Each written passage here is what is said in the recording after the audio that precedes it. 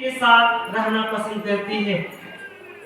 लेकिन हम संत मोनिका के जीवन को झांक कर देखेंगे तो संत मोनिका एक अच्छे परिवार से आती थी, एक क्रिश्चियन फैमिली से आती थी और उनका जन्म एक कैथोलिक परिवार में होता है। लेकिन जब वह शादी करती है तो एक गैर ख्रिस्ती से उनके माता पिता उनको शादी कर देते हैं और वहां तक संत मोनिका को बहुत सारे दुखों का सामना करना पड़ता है, लड़ाई झगड़ा का सामना करना पड़ता है। उनकी सास उसको बहुत सताती है, उनका पति उसे प्रेम नहीं करता है। उसका पति और उनका जो बेटा था संत अगस्तिन, वो भी तब ईश्वर के रास्ते से भटक जाता है और दूर चले जाता है। इन सभी संघर्षों से संत मोनिका जूझती रहती है और वह प्रार्थना करती रहती है, निरंतर प्रार्थना करती रहती है, हमेशा रो रो कर प्रार्थना करती है। और एक दिन तब वह सचमुच में उन दोनों को प्रभु के रास्ते में लेकर आती है, उनका मन परिवर्तन करती है, वह दृढ़ संकल्प लेती है। उसी प्रकार हम उत्पत्ति ग्रंथ में हम देखते हैं कि ईश्वर जब आदम और हेवा को बनाया तो वह दोनों को कहाँ रखा? आदम वाटिका में रखा, आदम वाटिका में रखा और उनको बताया कि यहाँ की सभी चीजों को, यहाँ के सभी फलों को आप खा सकते हैं, लेकिन जो बीज का फल है, ज्ञान का वृक्ष का फल है, भले और बुरे का वृक्ष का फल है, उसको मत खाना। लेकिन हेवा क्या करती है? प्रलोभन में पड़ जाती है। वह किसके चंगुल में पड़ जाती है? शैतान के चंगुल में पड़ जाती है और वह माँ एक औरत किसके पास जाती है? आदम के पास जाती है और क्या कहती है? लो और तुम भी खाओ। हमारे जीवन में भी इस प्रकार से हो सकता है। हम मान लो एक घर को बना भी सकते हैं और बिगाड़ भी सकते हैं। सुक्ति ग्रंथ में हम पढ़ते हैं कि एक स्त्री अपने लिए एक घर बनाती है और तब एक मूर्ख स्त्री अपने उस घर को अपने हाथों से बिगाड़ भी सकती है, बिगाड़ भी सकती है। इसलिए आज का वचन, प्रभु का वचन कह रहा है कि जो माता है वह शीर्ष है और वह आदर्श है। यदि एक माँ अपने बेटों के लिए, अपने पति के लिए एक आदर्श नहीं बनती है तो सचमुच में हमारा घर, हमारा परिवार क्या हो जाता है? टूट जाता है। इसलिए मैं आज आपके सामने 10 गुणों को, मैं संत मोनिका के 10 गुणों को आपके समक्ष रखना चाहता हूँ। पहला है ईश्वर में दृढ़ विश्वास। संत मोनिका ईश्वर में दृढ़ विश्वास की, वो कभी भी विश्वास करना नहीं छोड़ी। शुरू से लेकर अंत तक उसे विश्वास था कि उनके बेटे और उनके जो पति थे उनका मन परिवर्तन होगा। यह दृढ़ संकल्प लेकर, यह विश्वास लेकर वह हमेशा ईश्वर से प्रार्थना करती रही। और हम बाइबल में सुनते हैं कि यदि तुम्हारा विश्वास राई के दाने के बराबर भी होगा तो यदि आप कहेंगे कि शहतूत से कि समुद्र में लग जा और वह लग जाएगा। प्रिय माता पिता भाई बहनों, क्या हमारे जीवन में थोड़ा सा भी विश्वास है? क्या थोड़ा सा भी हमारा विश्वास संत मोनिका के समान दृढ़ विश्वास है? यदि नहीं तो हम किसके पास प्रार्थना करेंगे? संत मोनिका के पास प्रार्थना करेंगे कि हमारा विश्वास भी दृढ़ विश्वास बन सके। और दूसरा है सतत प्रार्थना। एक योद्धा, जिस प्रकार से संत मोनिका एक योद्धा थी, हमेशा वो प्रार्थना करती थी, वह कभी भी प्रार्थना करना नहीं छोड़ी। वह रो रो कर, घुटने टेक टेक कर, आंसू बहा बहा कर प्रार्थना करती रही, अपने बच्चे के लिए, अगस्तिन के लिए और अपने पति के लिए। क्यों? क्योंकि वे ईश्वर के रास्ते से भटक चुके थे। इसलिए वह क्या करती है? रो रो कर प्रार्थना करती है। इसलिए आज के प्रस्तावना में हमने सुना कि संत अमरोस कहते हैं संत मोनिका से कि आपका जो आंसू है वह जाया नहीं जाएगा। ईश्वर सचमुच में आपके आंसू को पोंछेंगे।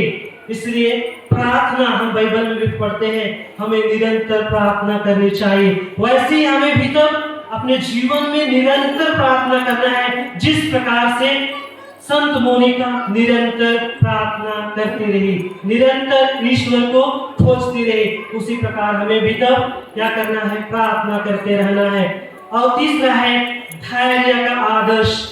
धैर्य, पेशेंस हमारे जीवन में, और जिस प्रकार से हम संत मोनिका के जीवन में देखते हैं कि उनके जीवन में कैसे धैर्य था, वह हमेशा अपने जीवन में धैर्य रखी कि ईश्वर से हमेशा प्रार्थना करती रही।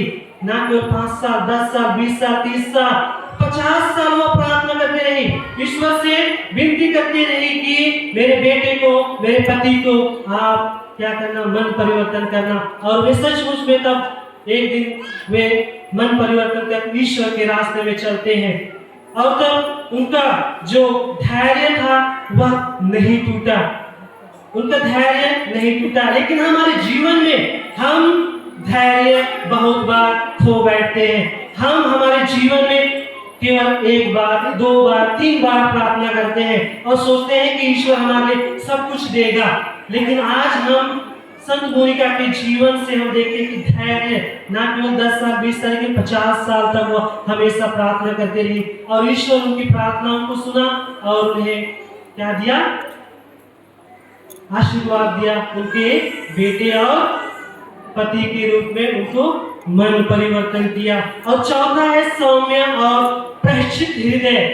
उनका हम देखते हैं कि संत मोनिका के जीवन में एक खेदित उनका हृदय को हम देखते हैं, उनका दुखित हृदय को देखते हैं। उनका जो हृदय था हमेशा उनके बेटे और उनके पति के लिए धड़क रहा था। वह हमेशा ईश्वर से प्रार्थना करते रहे, किसके लिए, अपने पति और अपने किसके लिए, बेटे के लिए।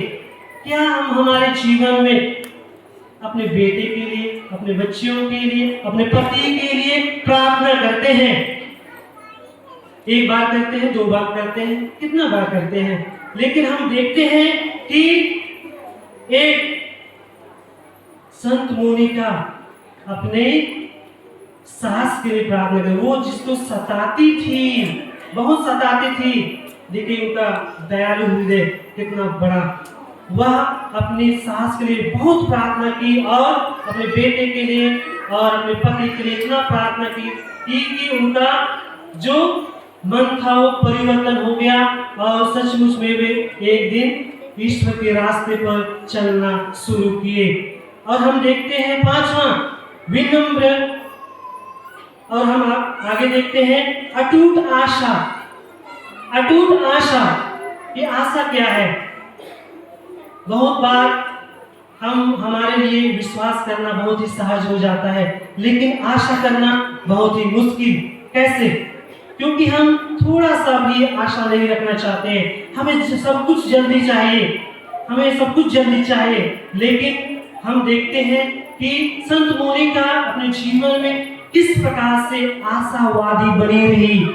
वे हमेशा निरंतर आशावादी बने रही। हमें भी तब अपने जीवन में आशावादी बने रहना है। हम जब कभी भी प्रार्थना करते हैं हमें आशावादी बनना है। हमें जब हम प्रार्थना करते हैं हम तुरंत वो हमें नहीं मिलेगा, लेकिन जब हम आशावादी बनकर हम जब हमेशा प्रार्थना करते रहेंगे तो वो सचमुच में ईश्वर हमें प्रदान करेंगे। और आगे हम देखते हैं कि क्षमा का आदर्श। क्षमा का आदर्श हम देखते हैं कि संत मोनिका को उनके पति सताते हैं, उनकी सास सताती है, और उसका जो बेटा था वो भी भटक चुका था। लेकिन संत मोनिका अपने जीवन में अपने पति को, अपनी सास को हमेशा क्षमा करते हुए जाती है, हमेशा क्षमा करते हुए जाती है। इसी प्रकार से यदि हमारे जीवन में हम कभी भी दुख तकलीफ में होते हैं, हमें अपने बेटों को, अपने पति, अपने पत्नी को हमेशा क्षमा करके जाना है। और आगे हम देखते हैं बलिदान का जीवन। बलिदान का जीवन। संत मोनिका अपने जीवन में बलिदान करती है, अपना सर्वस्व, अपना पूरा जीवन अपने बेटे के लिए, अपने परिवार के लिए, अपने पति के लिए अर्पित कर देती है। हमारे जीवन में क्या होता है, यदि हमारे जीवन में दुख तकलीफ आती है, हम परिवार को छोड़कर दूर देश चले जाते हैं, चले जाते हैं। लेकिन संत मोनिका क्या करती है अपने जीवन में? बलिदान, अपना सर्वस्व, उसको सताते हैं, उन सभी चीजों को वो क्या करती है? एक बलिदान के रूप में लेती है और अपना संपूर्ण जीवन दुख में बिताती है, उनके लिए प्रार्थना करती है। क्या हम हमारे जीवन में थोड़ा सा भी दुख सहने का प्रयत्न करते हैं? नहीं, बहुत बार हम इसमें फेल हो जाते हैं। हमारे जीवन में हमें दुख उठाना पड़ेगा, तभी हमारे जीवन में खुशियां आएंगी, शांति आएगी। अगला है आध्यात्मिक जीवन। संत मोनिका का आध्यात्मिक जीवन हम देखते हैं कैसा था। संत मोनिका का आध्यात्मिक जीवन, ईश्वर में हमेशा वे प्रार्थना में लिप्त रहती थी, ईश्वर से प्रेम करती थी। लेकिन वह अपने आध्यात्मिक जीवन को नहीं देखती थी, ना केवल अपने जीवन को, आध्यात्मिक जीवन को, लेकिन वह अपने पति का जीवन, अपने बच्चों का आत्मा, आध्यात्मिक जीवन को भी देखती थी। वे पाप में क्या कर रहे थे? जीवन बिता रहे थे, पाप में जीवन बिता रहे थे। लेकिन वह क्या करती है? उनको भी तो उनका जो आध्यात्मिक जीवन था, उनको भी सही रास्ते में लाना वह चाहती थी, और वह पूरा भी हुआ। उनका आध्यात्मिक जीवन क्या हो गया? बदल गया। उनका आध्यात्मिक जीवन ईश्वर में पूर्ण हो गया। वे जो बुरा काम करते थे, वे अभी अच्छाइयां करने लगे। उसी प्रकार हमारे जीवन में भी तब हम न केवल अपना आध्यात्मिक जीवन, लेकिन हम अपने पति का जीवन, आध्यात्मिक जीवन, और अपने बच्चों का आध्यात्मिक जीवन को देखने का प्रयत्न करेंगे। क्या मेरे जो बेटे हैं, क्या वो सचमुच में अच्छे रास्ते में चल रहे हैं? क्या जो मेरा पति है, क्या सचमुच में एक अच्छा रास्ता चुना है? बहुत बार क्या होता है हमारे जीवन में, अभी हम दूर चले जाते हैं पढ़ाई लिखाई के लिए, और हम अपना आध्यात्मिक जीवन खो बैठते हैं। हमारा जो जीवन है खो जाता है, हम किसी के साथ भी रहना शुरू कर जाते हैं, और इस प्रकार से हम अपना जीवन खो बैठते हैं और ईश्वर से भी वंचित हो जाते हैं, ईश्वर के वरदान से वंचित हो जाते हैं। आइए हम अपने जीवन को टटोले, देखें क्या सचमुच में मेरा जीवन, क्या आध्यात्मिक जीवन, मेरा आध्यात्मिक जीवन सचमुच में ईश्वर के प्रति है या नहीं। और अगला है, जो आखिरी चरण है, वह है स्वर्ग केंद्रित जीवन। स्वर्ग केंद्रित जीवन। संत मोनिका अपने जीवन में हमेशा स्वर्ग की ओर दृष्टि दौड़ाई, हमेशा स्वर्ग की ओर उनका दृष्टि था। इसलिए हम अभी पर्व बनाए। किसका पर्व बनाए? 4 अगस्त को संत जॉन मेरी वियनी का। वो कहते हैं हमारा जो पांव है हमेशा जमीन में रहना चाहिए, लेकिन हमारी जो दृष्टि है वह स्वर्ग की ओर होनी चाहिए। हमारी जो दृष्टि है हमेशा स्वर्ग की ओर होनी चाहिए। हमारा जो दृष्टि है, हमारा जो क्या है, आंख है, वो हमेशा स्वर्ग की ओर केंद्रित होना चाहिए, ईश्वर की ओर केंद्रित होना चाहिए, प्रभु यीशु ख्रिस्त में केंद्रित होना चाहिए। जिस प्रकार से कौन थी? संत मोनिका अपना केंद्रीय जीवन जी रही थी। हम भी तब अपने जीवन में एक आशावादी, एक विश्वासी के रूप में हम स्वर्ग की ओर दृष्टि दौड़ा सकते हैं। हम बहुत सारे ऐसे गुण हैं जिसको मैं आपके सामने नहीं रख रहा हूँ, लेकिन हम बहुत सारे ऐसे गुण हैं जो किसके हैं? संत मोनिका के हैं। लेकिन मैं इतना ही आप लोगों के सामने रखना चाहता था।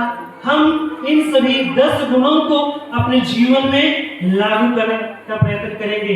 हम अपने जीवन में इसे दिनचर्या के जीवन में लागू प्रयत्न करेंगे, ताकि हम भी तब संत मोनिका के समान एक आदर्श जीवन जी सके, एक दूसरों को नमूना दे सके।